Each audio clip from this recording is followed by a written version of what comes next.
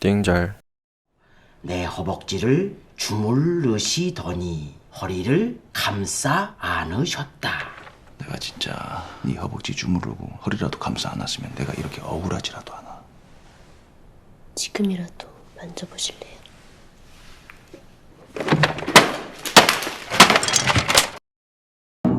누군가의 죽음을 위로하는 장례식장. 모두가 슬픔에 빠져 눈물 짓고 있는 이곳에 어느 한 소녀가 종이에 무언가를 적더니 꾸깃꾸깃 접은 채 화장실로 향합니다. 화장실에 들어간 소녀는 옆에 놓여있던 락스통을 들고 오더니 과연 소녀에게 무슨 일들이 있었던 걸까요? 자, 오늘은 여러분이 기다리던 친구가 돌아왔다. 영화는 말을 하지 못하는 한 여학생이 수화로 어떠한 메시지를 전달하는 모습으로 시작됩니다. 그녀는 친구들에게 어떤 메시지를 전달하고 있는 걸까요? 7반에 이경민 학생 있죠? 시간은 조금 과거로 돌아가 한 여학생의 실종 사건이 터진 학교. 요 앞 다리에서 발견됐어요. 이 학교에 다니고 있던 여학생 경민의 가방과 옷까지가 요 앞 다리에서 발견되었고, 늦었지. 이젠 시체 찾는 거야. 그녀가 다리 밑 강물로 뛰어들었다는 소식은 전교를 떠들썩하게 만들었는데요. 공부도 잘하고 그 부모도 좋은 직장 다니는데 왜 그런 겁니까?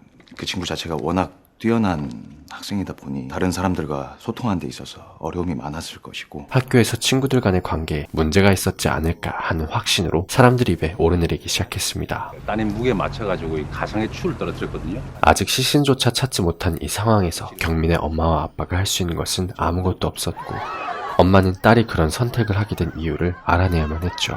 좀 누웠다 갈게요. 너 저번에도 하루 종일 쉬다 갔잖아. 한 달 안 된 것 같은데. 그리고 이 모든 사건의 화살은 이 여학생 영희에게로 향했습니다. 경민이 다리에서 실종되기 전 확인된 마지막 모습. 이게 마지막 모습입니다. CCTV에는 경민과 영희가 뽀뽀를 하고 함께 걸어가는 모습이 포착되었고, 그 둘이 마지막까지 함께 있었다는 사실은 영희가 경민이를 그렇게 만들었을 것이라는 킹리적 가심을 하게 만들었는데요. 생각해보면 친구들하고 잘 어울리지는 않았던 것 같아요. 공감대가 없어가지고. 같은 반 친구들은 그녀와 크게 엮일 만한 것조차 전혀 없었죠. 아니지? 뭐가? 네가 안 좋은 생각을 전염시킨다고 애들이 그랬어. 그렇게 시작된 영희와의 면담. 어제 무슨 일이 있었는지 최대한 자세히 얘기를 좀 해줬으면 좋겠어. 한솔이랑 원래 공연 보러 가는 길이었는데요. 영희는 한솔이라는 다른 친구와 공연을 보러 가는 길에 경민을 마주쳤고, 경민이 좀 외롭고 힘들어 보였어? 뭔가 심심해 보이는 경민의 모습을 보고는 같이 공연을 보러 가지 않겠냐고 물었다는데요. 그랬던 것 같아요. 네가 경민이 죽는 거 보고 싶다고 그랬다던데? 아닌데요? 그리고 한솔이가 등장해 다른 진술을 하기 시작했습니다. 경민이가 너 좋다고 고백했잖아. 근데 네가 진짜면 죽어보라고. 죽을 수 있냐고 그랬잖아. 너 사람 죽는 거 실제로 보고 싶다며. 그거 그냥 말만 그렇게 한 거지. 솔직히 저랑 잘 놀지도 않다가 어제 저보고 너무 좋다 그러길래 진짜냐고, 싸 보인다고, 그럼 증명할 수 있냐고, 목숨도 걸 수 있겠네, 그냥 그렇게 얘기했어요. 경민의 엄마는 결국 화를 참지 못하고 영희에게 달려들었죠. 거짓말 아니야? 내가 본 그대로 말한 거야. 너 경민이 죽는 거 확인하러 간 거 아니었어? 과연 그날 그들에게 무슨 일들이 있었던 걸까요? 한솔이 수고했고 나가봐. 경민의 엄마를 진정시키고 단 둘이 남아 다시 얘기를 시작하는 형사와 영희. 지금 제가 경민이 죽인 것처럼 그러시잖아요. CCTV에 다 나왔어. 형사는 경민이와 그날 어떤 일이 있었는지 영희에게 따져들기 시작했습니다. 죽는 거 무섭지 않아. 언젠가 이런 것들이 다 끝난다는 게 다행이지 않아? 그리고 영희는 그날 경민이와 나눴던 이야기를 들려주기 시작했는데요. 경민이가 그랬어요. 그래서 저는 제 자살 계획을 말해줬어요. 나도 20살이 되기 전에 저기 다리 위에서 뛰어내릴 거야. 나도 죽고 싶다. 정작 죽고 싶던 건 나였는데 그게 위로가 될 줄 알았어요. 영희는 먼저 죽어버린 경민을 대신해 이 모든 상황을 감내해야만 했죠. 뭐해? 담임이 경민이 유서 있을 거라고 찾아보라고. 찾아봐, 씨! 그렇게 학교를 뛰쳐나와 영희는 어디론가 향하는데, 몰래 숨어있던 경민의 엄마가 영희를 뒤쫓기 시작했습니다. 영희가 찾아간 곳은 다름 아닌 경민이 다니던 학원이었는데요. 너 지금 뭐하고 다니는 거야? 경민이 죽었다는 게 믿어지세요? 걔 지금 저 엿먹이고 있는 거예요. 죽을 용기도 없는 년이. 어디 숨어서 실실 쪼개고 있어. 네가 경민이 그렇게 만든 거야. 얘가 찾아온다고요. 얘가 증명하면 되잖아.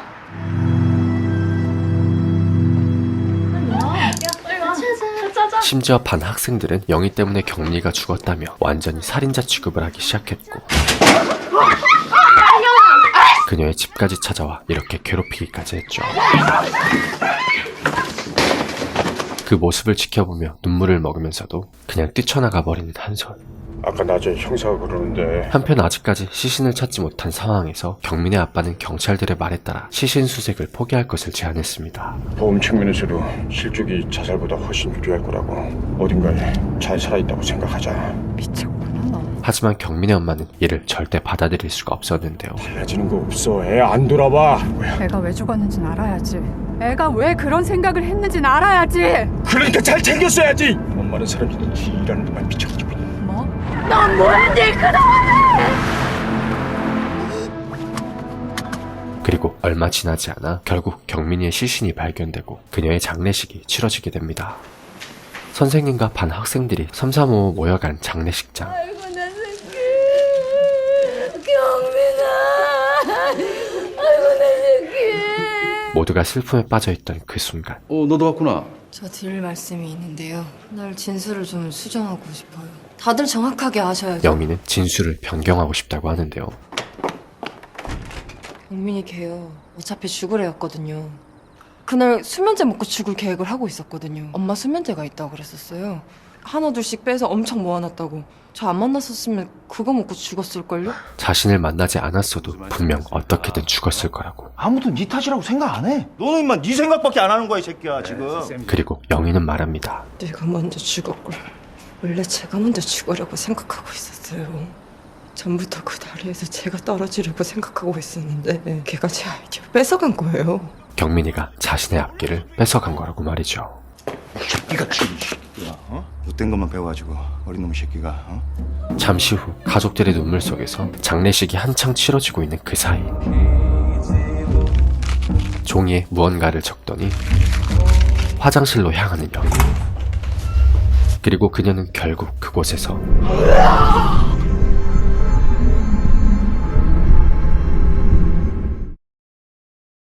야, 완전 미쳤어. 막 거품 물고 피토하면서도 끝까지 눈뜨고 있었다니까. 영희가 그러한 선택을 했다는 이 충격적인 소식은 또다시 학교를 술렁이게 만들며 아이들의 가십거리가 되었습니다. 멀쩡하대. 진짜? 그럼 완전히 나은 거야? 처음부터 그냥 죽을 생각이 없었겠지. 경민이 죽여놓고 찔리니까 동정표 드리고 그런 걸 수도 있잖아. 너네 다 영희가 경민이 죽였다고 생각했잖아. 경민의 죽음에 모든 책임의 화살을 받던 영희는 평소에 영희한테 미안한 행동을 했다든지 그런 사람들은 사과한다는 그 의미로서 가가지고 문안 인사할 수 있도록. 그제서야 선생님과 학생들의 미안함을 받게 되었고 경민이 오늘 죽을 수도 있을 것 같다고 그날 새벽에 너랑 통화했다며. 영희에게로 향하던 반 친구들의 화살은 영희가 경민이 그렇게 만든 것 같다며 네가. 또 다른 표적이 된 한솔이에게로 향했죠. 거짓말했지? 미친. 이미 안쪽이 다 망가진 상황이라서 다행히 생명에는 지장 없이 의식을 되찾았지만 당분간 소리조차 낼 수 없게 된 영희. 그런 영희의 모습을 지켜보던 경민 마음 또한 마음이 편치 않아 보였지만 따님 장례를 망쳐버렸어요. 이제 경민이 못 가지. 영희가 잘 크는 거 보면 되죠. 무언가를 포기할 생각이 없는 듯한 눈치였는데요. 자주 찾아올게요. 그건 저희가 좀 부담... 그 정도 권리는 있다고 생각해요. 아시잖아요. 영희 수술비. 경민이 보험금이에요. 경민이 유서 나왔대. 이후 부모님과 친구들에게 미안하다는 경민의 유서가 발견됨에 따라 사건이 종결되어 갈지 오셨어요? 영희 오랜만이네. 계속해서 영희의 병문안을 찾아오기 시작한 경민맘. 이제 그만 돌아가시죠. 이것만 전해주고 간다고요. 그만 좀 괴롭히세요. 우리 애랑 상관없는 거 다 결론 났잖아요. 무슨 결론이 났는데요? 쟤 저렇게 입 다물고 있는데. 영희야 왜 그래 영희야 두 새끼 잡아먹고 왜 남의 자식한테 와서 지랄이야. 괜찮아 진정해.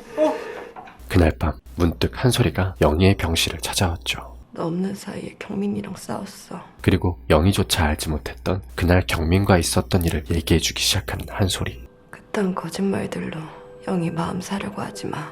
죽지도 못할 거면서. 내일 봐.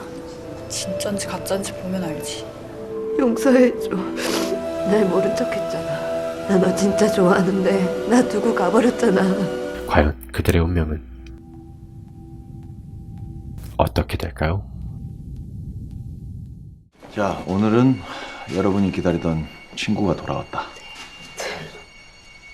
영희 자리가 저기였나?